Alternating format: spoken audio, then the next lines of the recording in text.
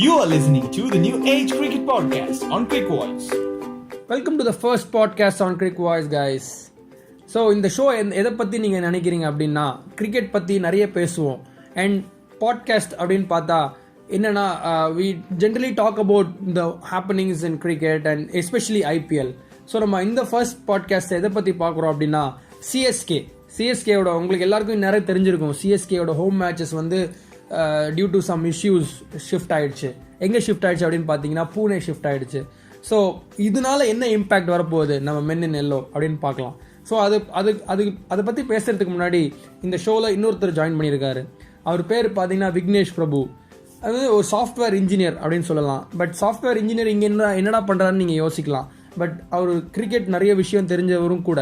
So அவர்கிட்ட நம்ம நிறைய விஷயம் கற்றுக்கலாம், இன்ஃபேக்ட் தெரிஞ்சுக்கலாம் இந்த ஃபர்ஸ்ட் எபிசோடில். ஸோ டைரெக்டாக போயிடலாமா ஷோக்குள்ளே? Hi Vignesh. Hi, this is Vignesh.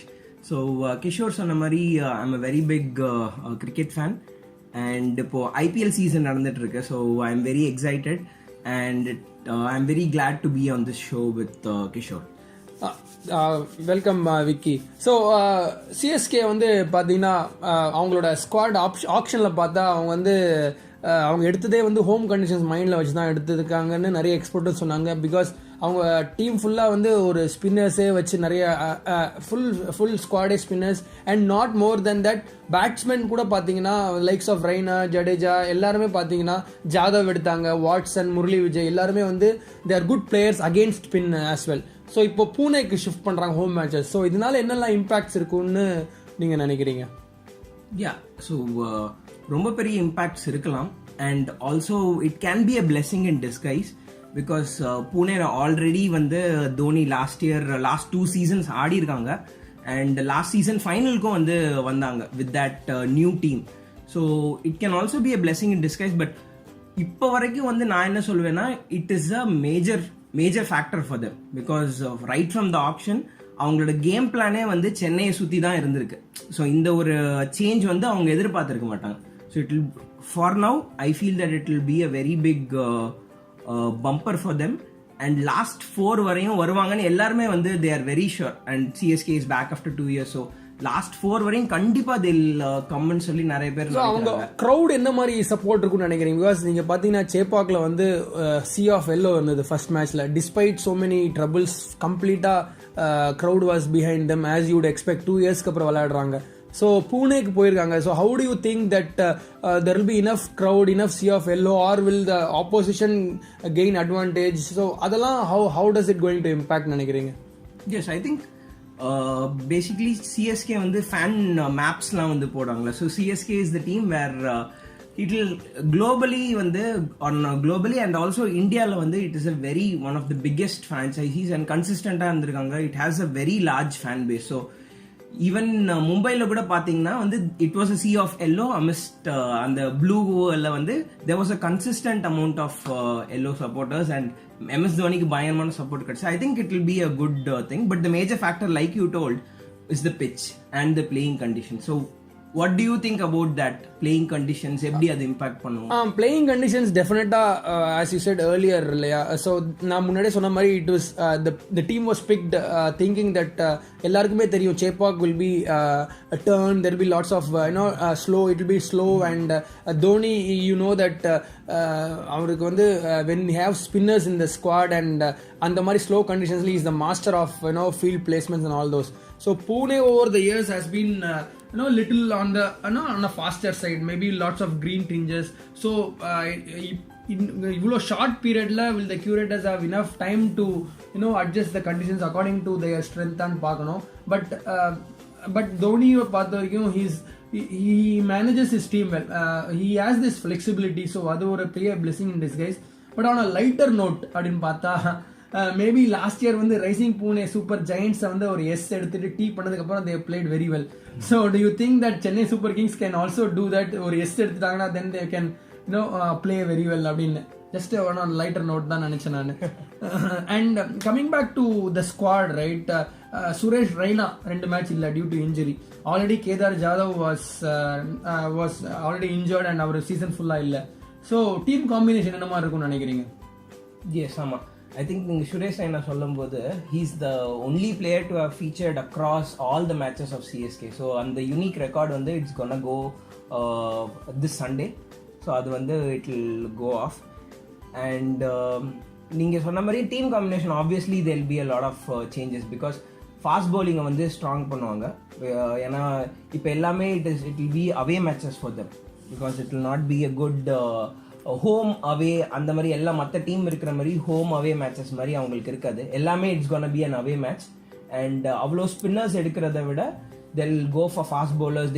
கண்டிப்பாக they'll try டேவிட் வில்லி. இப்போ வந்து he has come to India.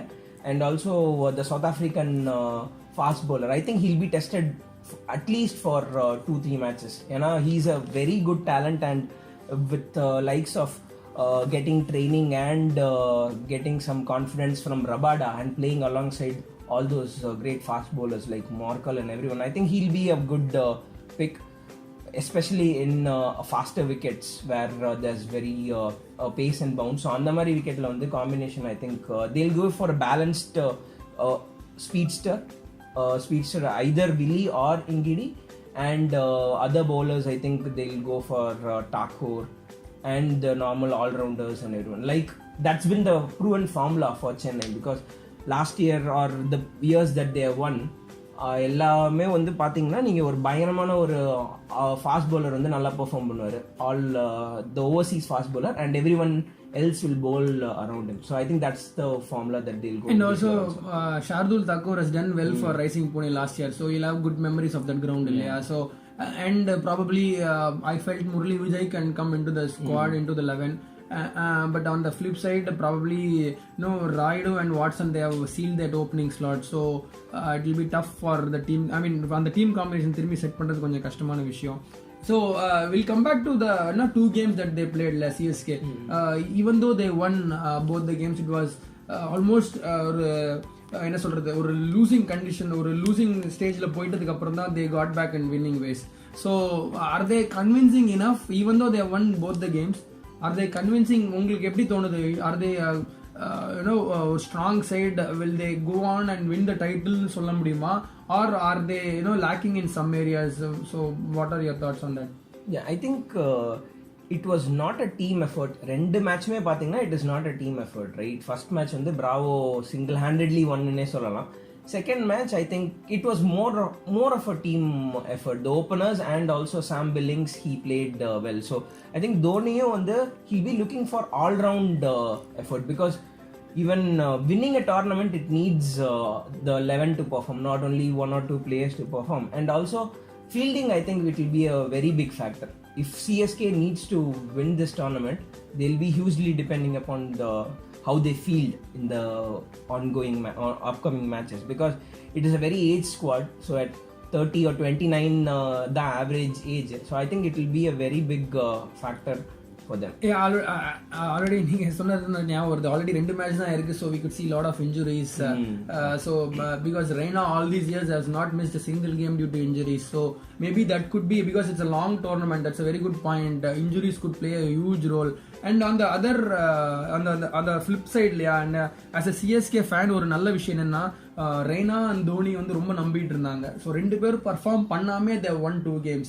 So they are due for some runs. Reina, even though he misses couple of matches, once he comes back he's due for some runs. And Dhoni as well, even though அவரோட முன்னாடி இருந்த மாதிரி consistency இல்லைனாலும் he can definitely win you games 2 or 3 games. So on the அதை பார்த்தா CSK they will feel that these guys are due. So அதுவும் இருக்கு. And CSK ஓட ரெக்கார்ட் பார்த்தீங்க அப்படின்னா at home they have almost won 67%. And now that they are moving out of Chennai, அது கொஞ்சம் problem இருக்கும். ஸோ அதனால நிறைய ஃபேக்டர்ஸ் இருக்கு.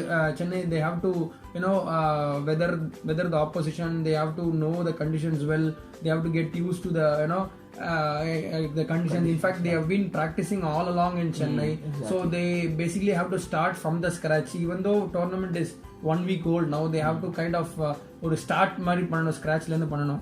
So effectively it will be away games for them from now on. So, but CSK has over the years இந்த மாதிரி ஒரு நிறைய problems, be it for form, be it for injuries, be it for these kind of things, they always had ways to come out of it, go through it. and only team to have qualified for playoffs in every season. So let's hope that they do that as well in the Varshamo. So thanks guys for listening to the first podcast episode. Thanks to Vignesh for spending his time here. Our cricket craziness which he has been following IPL cricket for the past 10 years. So thanks once again for listening to us, guys. Hope you enjoyed the show, guys. So நம்ம சென்னையோட chances பத்தி நீங்க என்ன நினைக்கிறீங்க? Comment செக்ஷன்ல போடுங்க, நம்ம discuss பண்ணுவோம். Thanks guys.